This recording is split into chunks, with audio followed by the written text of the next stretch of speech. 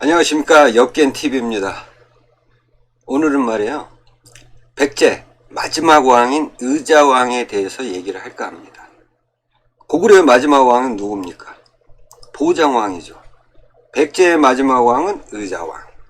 근데 그 고구려 그 보장왕보다 이 백제 의자왕, 이 사람 너무 비참하게 항복했어. 근데 이걸 두고 이상한 얘기들이 떠돌고 있더라고요. 그러니까 이 의자왕이 항복을 할 때 자진해서 항복한 게 아니라 누구로부터 강제적으로 항복을 했다는 얘기가 있어요. 그리고 의자왕이 사비성에서 웅진성으로 도망갈 때 그 도망간 목적이 나당연합군에 항거하기 위해서 도망갔다, 이런 얘기가 떠들고 있더라고요. 그래서 어찌 된 건지 한번 알아볼까 합니다. 먼저 간략하게 이제 의자왕이 이제 항복하기 전에 어떠한 백제의 상황, 전쟁 상황에 대해서 좀 간략하게 알 필요가 있죠. 서기 660년입니다. 그러니까 그 이전부터 신라하고 당나라 사이에 교감이 이루어졌었던 거예요. 그래서 이제 전쟁 시기를 이제 조율을 했죠. 언제 칠 것인지 백제를. 그 시기가 정해졌습니다. 그래서 당나라는 바다를 건너와야 되잖아. 배를 타고. 신라는 육지로 가면 돼. 근데 희한한 게 모르겠습니다. 기록상으로 볼 때는 신라군이 이제 북쪽으로 올라갑니다. 그래서 북쪽으로 올라가서 거기서 다시 남하를 한 거죠. 기록상은 그렇습니다. 근데 제가 볼 때는 좀 이상해요. 신라 전군이 북쪽으로 갔다가 남쪽으로 갔는지, 아니면 일부분만 북쪽으로 올라가고 일부분은 여기 지도에 보시면 여기 상주, 여기서 곧바로 가면 되거든. 굳이 북쪽으로 올라갔다가 내려올 필요가 없거든요. 뭐 어쨌든 이렇게 신라군, 그 다음에 당나라 군이 이제 출병을 한 거죠. 백제를 치기 위해서. 그래서 이제 당나라 군이 이제 도착을 합니다. 서해 앞바다에. 그래서 김춘추가 자기 아들인 김범민을 이제 보냅니다. 야, 네가 가서 날짜를 좀 받아와. 그래서 갑니다, 김범민이. 그랬더니 소정방이 뭐라 그랬냐면, 나는 7월 10일에 백제 남쪽에 이르러 신라군과 만나겠다. 7월 10일입니다. 그러니까 이때 김범민이가 소정방을 만날 때가 6월 21일이거든요.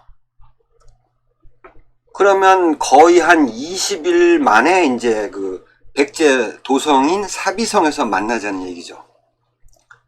근데 소정방은 배를 타고 가는 거야. 신라군은 육지로 가야지.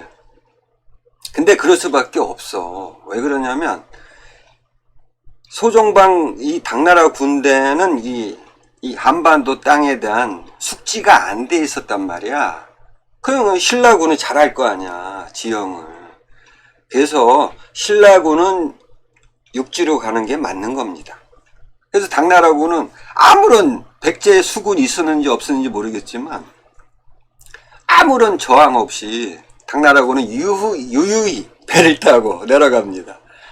반면에 신라군은 육지로 가야 돼. 그러면 뭐야? 육지로 간다는 거는 백제군하고 전투를 벌여야 된단 말이야. 근데 소정방은 7월 10일 날 만나자 그랬어. 약속을 지켰을까요?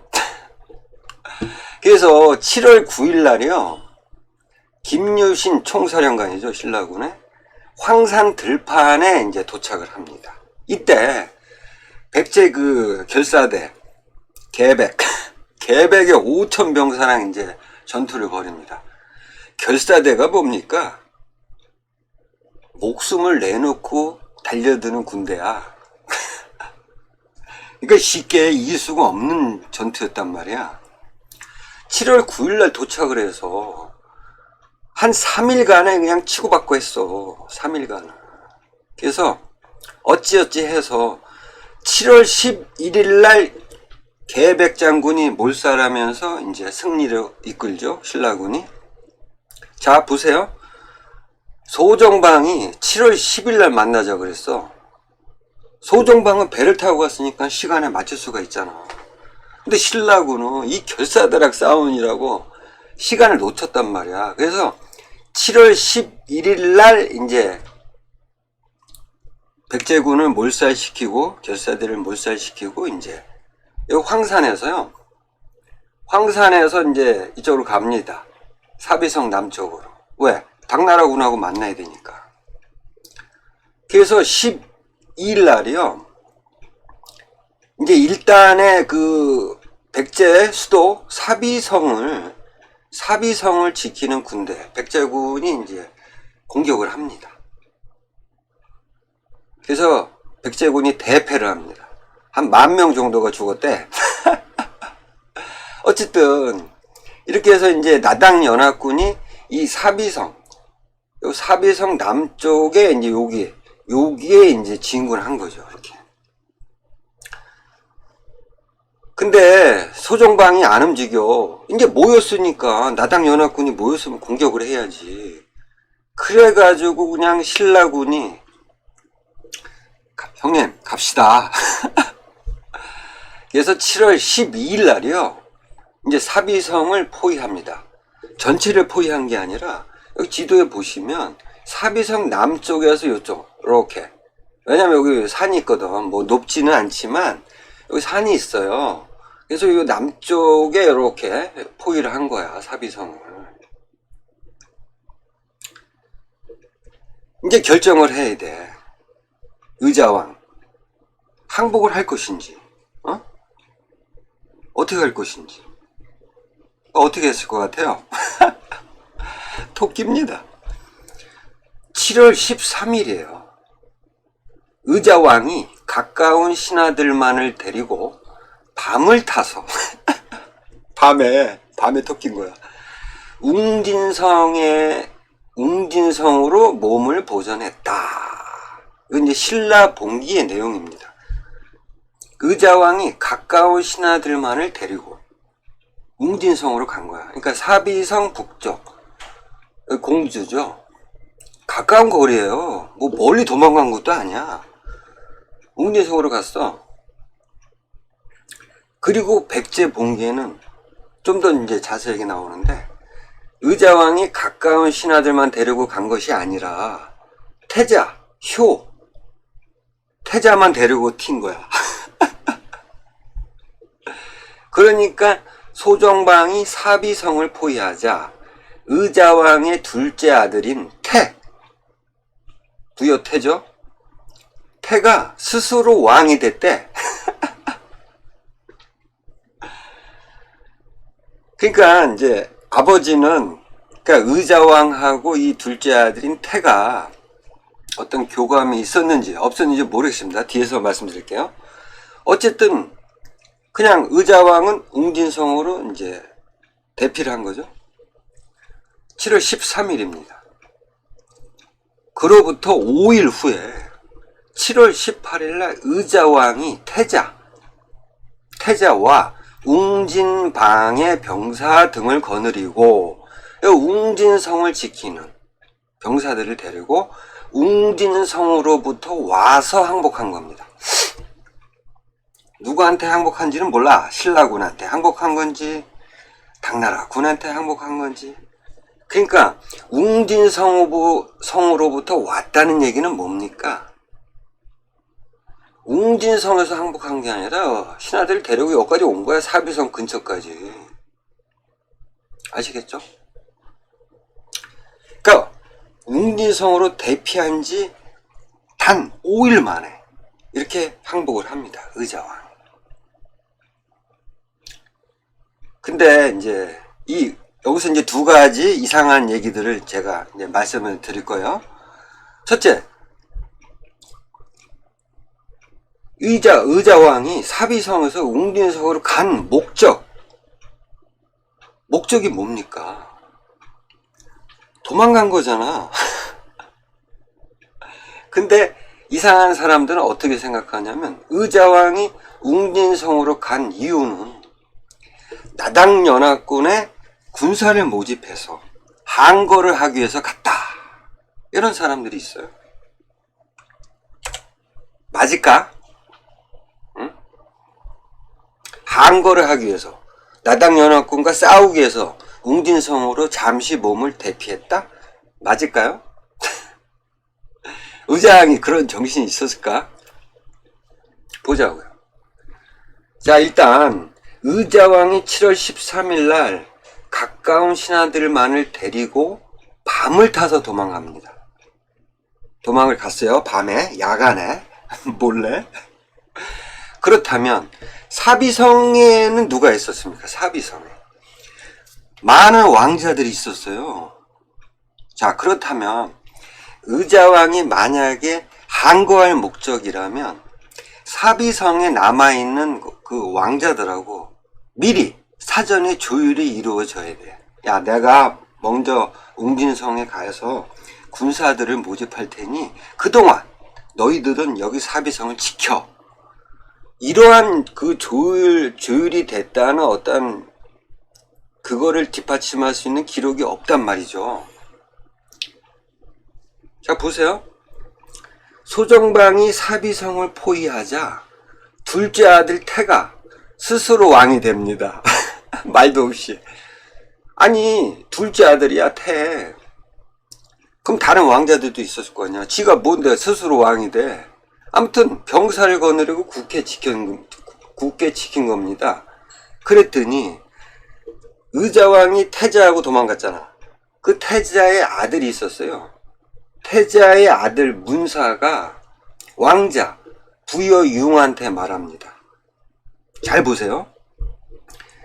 의자왕은, 그러니까 자기 아버지 태자와 함께 나가버렸다.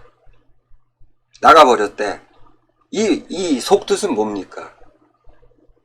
그냥 우리들과 상의도 없이 나간 거야. 숙부는, 그러니까 둘째 아들 태를 말하는 거죠. 부여태. 마음대로 왕이 되었다. 만약 당나라 병사가 포위를 풀고 가버리면, 왜냐하면 우리들이 어떻게 목숨을 보존할 수 있겠습니까? 이렇게 부여유용한테 얘기를 한 거야. 왜 그러냐면, 자, 만약에 나당연합군이 철수를 했어. 그러면 의자왕이 올 거 아니야. 근데 둘째 아들인 태가, 부여태가 스스로 왕이 됐잖아. 그래서 이런 얘기를 하는 겁니다. 자, 이 말뜻은 자세히 보세요. 이 말뜻은 의자왕과 이 사비성에 남아있는 왕자들 사이에 조율이 안 되고 의자왕은 그냥 튄 거야. 그죠? 조율이 안 됐단 말이야. 그 개판이야. 막 둘째 아들이 스스로 왕이 되고, 뭐 태자의 아들과 부여융은 막 목숨을 보존할 수 없으니 우리 톡십시다. 우리도 뭐 싸우긴 뭘 싸워. 이걸 봤을 때는 의자왕은 어떠한 말도 없이 그냥 신하들하고 가까운 측근 신하들과 태자만 데리고 튄 거야. 무슨 항거를 할 목적으로 웅진성으로 갔냐고. 그리고 또 한 가지가 있습니다. 흑치상지라고 있어요. 흑치상지. 여러분 잘 아시죠? 나중에 이제 그 당나라로 항복을 해서 당나라에 가서 대단한 무공을 날린 사람이죠. 흑치상지는 백제 서부 사람이다. 달솔, 그러니까 자평 바로 밑입니다. 높은 관직이에요. 달솔이었던 거야. 서부 지역. 여기서 서부 지역이 어떤 데입니까? 잘 보세요. 이 금강의 이 서쪽, 이 지역, 지금의 충남 일대, 여기를 서부 지역이라고 하는 겁니다.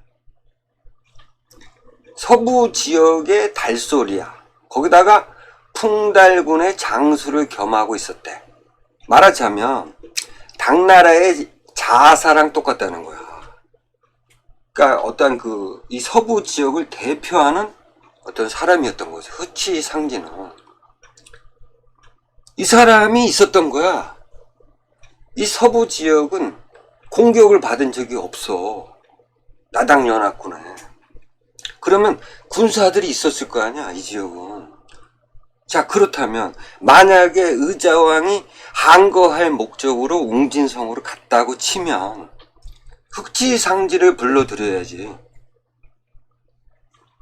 근데 이 흑지상지가 말이에요, 어떻게 됐냐면 기록에 따르면 흑지상지는 소정방이 백제를 평정하였을 때 그는 자기 부하를 데리고 항복하였다라는 기록입니다.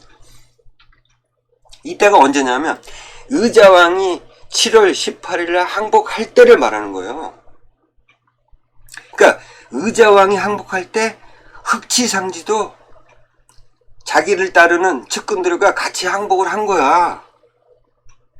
그렇다면 이게 뭐야? 의자왕이 웅진성으로 간 목적이 나당연합군에 항거하고자 갔다며.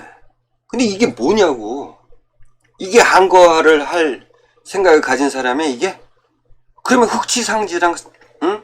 흑지상지한테 군사를 모집해라, 이렇게 나왔어야지. 근데 같이 항복했잖아. 흑지상지랑.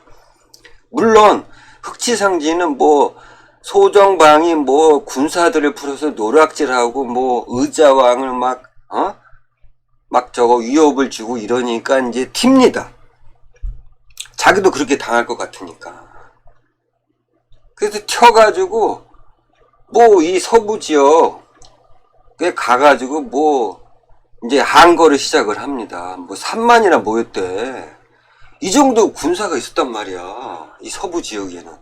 근데 의자왕은 흑지상지한테 이런 어떤 그런 군사를 모집하는 그런 행위도 없었단 말이죠. 무슨 의자왕이 웅진성으로 간 이유가 항거를 하기 위해서? 말도 안 되는 얘기인 거예요. 제가 볼 때는 의자왕이 웅진성으로 간 것은 사비성에 남아있는 사람들한테 조율도 안 하고 쳤다는 거는 뭡니까? 시간을 벌기 위해서요. 항복은 어떻게 할 것이냐, 항복의 방법을 갖고 의자왕이 생각을 했던 겁니다. 그래서 항거할 목적은 아니었다, 이렇게 아시면 되죠. 자, 그리고 이제 두 번째 얘기가 나옵니다. 이상한 사람들의 얘기가 뭐냐면, 의자왕이 항복을 할 때 자진해서 스스로 항복한 것이 아니라 누구에 의해서 강제로 항복을 했다는 얘기가 떠돌아. 맞을까? 자, 백제본기를 보자고요. 7월 18일 의자왕이 태자와 웅진방의 병사 등을 거느리고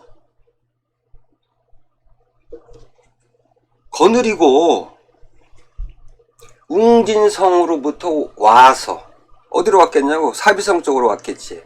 항복하였다라는 기록입니다. 백제본기에 뭐 이상한 점이 있습니까? 의자왕이 누구로부터 강제로 끌려 나와서 항복한 것처럼 보이냐고, 이 기록이. 없죠. 그 다음에 신라본기를 보자. 7월 18일 날 의자왕이 태자와 웅진방의 병사 등을 거느리고 웅진성으로부터 와서 항복하였다. 뭐 이상한 점이 있습니까?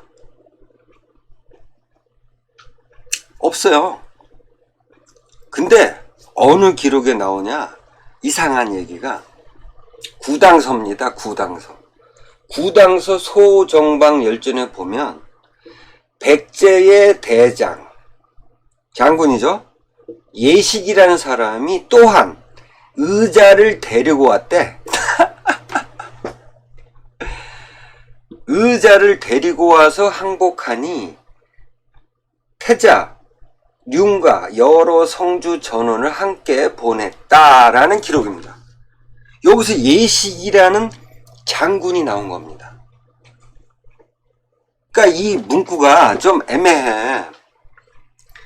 의자를 데리고 왔다는 이 문구, 그러니까 뭐 누구는 이 주체가, 이 항복의 주체가 먼저 나왔다 이거야. 백제 대장인 예식이라는 사람이 먼저 나왔고 그 다음에 의자를 데리고 왔다. 이거로 봤을 때는 이 백제 장군인 예식이가 의자를 강제로 끌고 와서 항복했다라고 추론할 수가 있는 그런 그 문구잖아. 요거로 봤을 때는. 그럴 수도 있지. 아무튼 이 구당서 소정방 열전에 약간 그러니까 백제봉기나 신라봉기에 따르면 아무 이상 없는데 이 문구 자체가 예식이라는 사람이 나온 겁니다. 근데 이 예식이 한 1000년 이상 지나서 짠 하고 나타납니다. 어디서? 중국 땅에서 묘지명이 발굴이 된 겁니다. 중국 땅에서. 어디서? 중국 낙양 골동품 가게에서 발견됩니다. 골동품 가게에서. 아니 그러니까 믿을 수는 없는데 골동품 가게에서 꼭 발견됐다고 해서 이거 모조품이냐 그렇게 생각을 하기에는 좀 그런데 어쨌든 이 중국 애들은 이 모조품이 굉장히 많았단 말이야. 어쨌든 간에 그러니까 대당 자위위 대장군 예식진 묘지명이 발견된 겁니다. 예식진 여기 보세요. 구당서에 예식진 똑같은 사람이라고 볼 수 있잖아요. 그죠?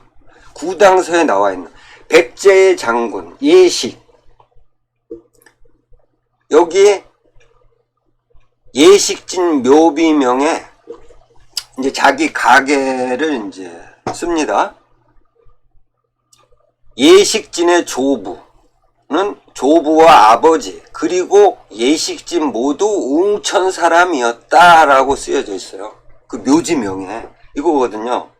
이거 여기 백제 웅천인 딱 요거 웅진성 사람인 거야.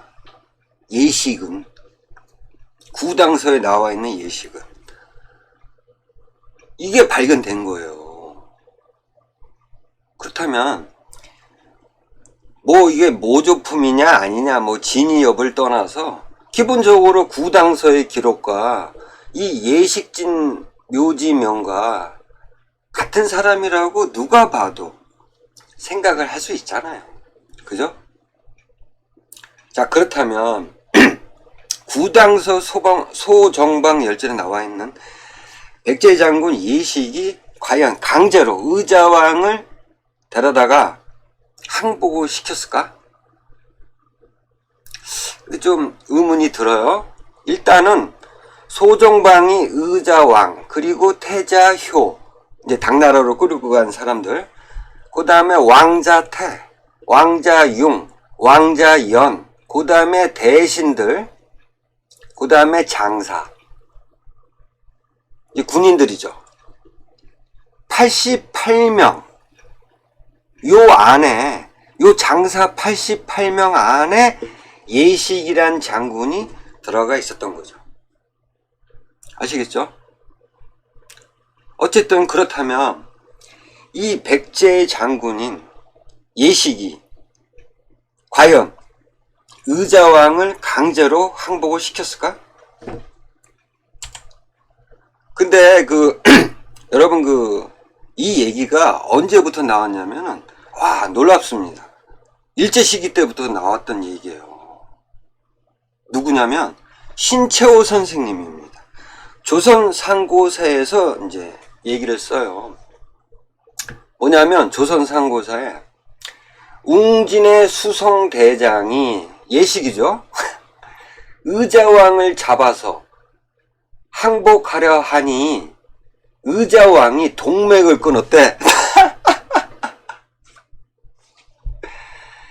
동맥을 끊었는데 죽질 않고 당의 포로가 되었다는 내용이 조선 상고사에 있습니다. 아니 신채호 선생님은 이 의자왕이 동맥을 끊었고 이런 내용을 어디서 알았을까요? 어쨌든 이때 의자왕은 이 신채호 선생님에 따르면 의자왕은 누구로부터 강제로 항복을 당한 거죠. 그죠? 그러니까 이제 구당서 내용과 비슷한 거예요. 그러니까 구당서에 따르면 예식, 여기서 말하는 웅진의 수성대장이 예식인 거야. 어? 웅진의 수성대장이 예식. 그러니까 예식이가 의자왕을 사로잡고 강제로 항복을 시킨 거야. 그게 얘기가 되잖아요. 그래서 뭐 이 신채호 선생님 이후에 이런 얘기가 없다가 환단곡이 좋아하는 사람들 있잖아. 이런 사람들이 이런 얘기를 합니다. 그러니까 이 예식이가 중국으로 이제 끌려갔잖아. 당나라로 끌려가서 정삼품인 자위위 대장군에 올랐다는 거야. 그러니까 자위 정삼품까지 올랐다는 이거를 봤을 때 이 어떠한 공로로 얘가 자위 대장군에 올랐을까라고 이 사람들이 뭐라 그러냐면 의자왕을 사로잡은 공로 때문에 정상품 자위 대장군에 올랐다는 얘기야. 이 사람들 얘기는 그러니까 완전히 확정을 진 거야. 의자왕은 웅진성의 장군 예식이 사로잡아가지고 강제로 항복시켰다. 이렇게 된 거죠. 근데 만약에 이게 사실이라면 백제봉기나 신라봉기에 자세하게 나와야 될 거 아니야. 어? 예식이 웅진성 장군인 예식이 의장을 사로잡아서 데려다 항복을 시켰다. 나와야 될 거 아니야. 안 나와. 봐봐요. 7월 18일 의자왕이 태자와 웅진방의 병사 등을 거느리고 웅진방의 병사들, 이 병사 안에는 장군도 있고 그 다음에 지휘관들이 있었을 거 아니야. 이 사람들하고 같이 온 거야. 그때 제가 볼 때는 웅진방의 병사들을 거느렸다. 그렇다는 거는 제가 볼 때 만약에 그 속에 예식이 있었다면 예식이 의자왕을 호위를 한 거야. 그리고 온 거란 말이야. 백제봉기나 신라봉기의 어떤 기록을 유출을 해보면 의자왕을 호위하고 온 거라. 웅진성이 있었기 때문에 예식이. 아시겠죠? 아무런 내용이 없단 말이야. 자, 그리고요. 왜 그러냐면 의자왕이 그렇다면 의자왕이 이제 항복한 것이 예식이가 강제로 항복을 시킨 건지 아니면 의자왕 스스로 자진해서 항복을 한 것인지 한번 보자고요. 먼저 7월 12일 날 이제 나당연합군이 사비성을 포위를 했을 때 얘기해요. 의자왕이 어떤 액션을 취했냐면 백제의 왕자가 다시 상자평을 시켜서 가축과 많은 음식을 보냈으나 소정방이 거절하였다. 자, 보세요. 의자왕이 저기 당나라 군한테 신라군은 제껴두고 당나라 군한테 가축하고 멀리서 왔으니까 가축하고 음식을 좀 보내가지고 우리가 서로 타협점을 찾자. 어떠한 타협점? 아름다운 항복이죠. 의장이 원했던 그 그림은 아름다운 항복입니다. 아시겠죠? 그 다음에 이걸 이제 소정방이 거절했어. 거절한 이유는 좀 이따 말씀드릴게요. 그 다음에 백제왕의 서자, 이제 왕자를 보낸 거야. 궁이 6사람의 자평들과 함께. 그러니까 장관급 자평들 6명과 같이 온 거야, 왕자가. 죄를 빌었다. 좀 봐주쇼. 그랬더니 소정방이 그것도 물리쳤다. 자, 보세요. 7월 12일이에요. 그러니까 13일날 의자왕이 튀기 전에, 도망가기 전의 사항이야. 의자왕은 항복의 생각이 있었다는 거예요. 근데 항복의 방법이야 아름다운 항복이요. 그러니까 내 어떠한 지위 뭐 이런 것들을 보장하는 선, 그 다음에 어떤 뭐 왕자들의 어떤 그 신변 이런 걸 보장하는 어떤 그런 아름다운 항복을 원했던 거야 의자왕은. 딱 보세요. 7월 12일 날 의자왕의 행동을. 이미 이때 계백이 죽고 자기가 또 전투를 벌여서 한 10,000명이 죽어버렸잖아. 대패를 했단 말이야. 이미 거기서 끝난 거야. 전쟁은 거기서 끝난 겁니다. 남은 거는 항복밖에 없었어. 근데 의자왕의 생각은 좀 더 확실한 보장을 받는 항복을 원했던 거야. 근데 왜 소정방은 이거를 거절했을까요? 이걸 아셔야 됩니다, 여러분들은. 소정방도 싸우기 싫잖아. 항복하겠다는데, 해주면 되는데, 왜 소정방은 이거를 거절했을까? 의자왕의 아름다운 항복을 왜 거절했을까요? 소정방은? 그건 바로 신라입니다, 신라. 신라가 참전했잖아. 어? 그리고 신라의 입장은 명확했습니다. 뭐냐면 백제 왕을 사로잡아가지고 굴욕을 주는 거야. 완전한 항복을 원했던 거야 신라는. 아름다운 항복이 아니라 신라가 원하는 그림은 완전한 항복. 어? 그러니까 소정방이 단독적으로, 왜냐하면 소정방 마음대로 이 의자왕의 아름다운 항복을 해줄 수가 없는 상황이에요. 왜 그러냐면 고구려 공격이 남았기 때문에. 고구려 공격에 있어서 신라의 참전이 절실했기 때문에. 그렇기 때문에 신라가 원하는 바를 거절할 수가 없었던 겁니다. 그래서 소정방이 거절한 거야. 의자왕의 아름다운 항복을. 아셨죠? 그래서 일단 그 사비성에서 협의가 안 됐잖아. 소정방이 거절해서. 그래서 시간을 벌기 위해서. 그러니까 마지막 카드가 남았잖아. 아직 사비성은 존재를 하고 있었단 말이지. 그래서 뭔가 여기서 좀 전투를 벌이면서 시간을 벌고 그러면서 다시 아름다운 항복을 해보자. 이런 마지막 카드를 쓴 겁니다. 그래서 웅진성으로 간 겁니다. 시간을 벌기 위해서. 아시겠죠?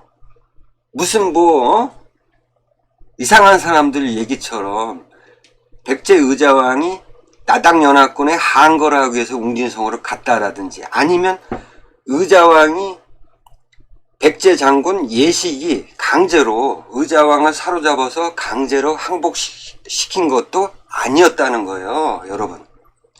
아시겠죠?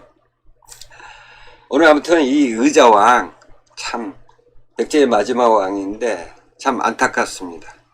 어쨌든 의자왕은 이 마지막 왕으로서 좀 아름다운 항복을 하기를 원했던 거야. 근데 이 당나라의 그 최후의 그 목적이 뭡니까? 고구려의 어떤 그 고구려를 먹는 거잖아. 이거를 위해서 의자왕의 아름다운 항복을 거절했던 겁니다. 아시겠죠? 다음에 또 좋은 내용으로 찾아뵙도록 하겠습니다.